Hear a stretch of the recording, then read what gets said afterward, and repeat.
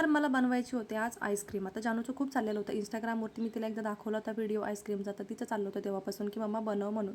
तर म्हटलं ठीक आहे चालतंय बनवते म्हणून.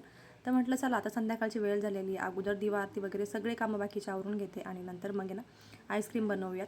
तर इथे कॉफी वगैरे घेतलेली होती, थोडासा नाश्ता पण केलेला होता. आता स्वयंपाक वगैरे ते काय मला बनवायचं नव्हतं म्हणून म्हटलं निवांत आहे तर बनवून घेऊया तिथे आईस्क्रीम तिच्यासाठी.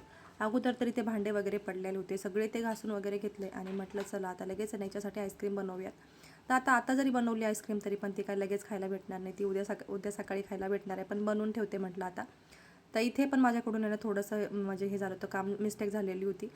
हे जे दूध घेतलं ना हे माझ्याकडून सगळं सांडलेलं होतं, परत मी ते सगळं साफ वगैरे करून दुसरं दूध घेतलेलं होतं. आणि आज मला बनवायची होती ती इंस्टाग्रामची व्हायरल आईस्क्रीम बनवायची होती, टोस्टची खारीची आईस्क्रीम.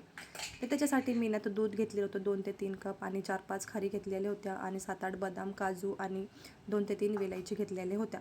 आता साखर तुम्ही तुमच्या अकॉर्डिंग टाकू शकतात, किती तुम्हाला गोड पाहिजे किती नाही म्हणून. तर आता हे ना थोडंसं घट्टच ठेवायचं आणि थंड झालं ना की नंतर मग मिक्सरमधून ग्राइंड करून घ्यायचं. आणि हे सगळं मिक्सरमधून काढून वगैरे घेतलेलं होतं थंड झाल्यावरती, कारण की गरम गरम काढायला लागलं ना की लगेच त्या अंगावरती उडलं असतं, म्हणून थंड केलेलं होतं त्याला थोडंसं. आता इथे चॉकलेटचा डब्बा घेतलेला होता मी मोठासा आणि त्याच्यामध्ये ते सगळं टाकून घेतलं होतं. आता आईस्क्रीम तर थोडीच झालेली आहे, पण त्याच्यासाठी एवढा मोठा डब्बा घेतलेला होता मी. आता ते ठेवून वगैरे दिलं, सगळं छान मस्त सेट करून घेतलेलं होतं. आणि नंतर मग आता जायचं होतं बाहेर थोडासा डोसा वगैरे खायला. मग आवरून वगैरे घेतलं, जानूचं पण आवरलं, माझं पण आवरलं आणि नंतर गेलो होतं बाहेर. तर मस्त डोसा वगैरे खाल्ला तिथे आणि नंतर मग जायचं होतं रिलायन्सला. आता थोडंसं काम होतं रिलायन्सला, रोज जरी गेलं ना तरी पण काही ना काहीतरी काम निघतंच आमचं रिलायन्समध्ये. चला तर बाय.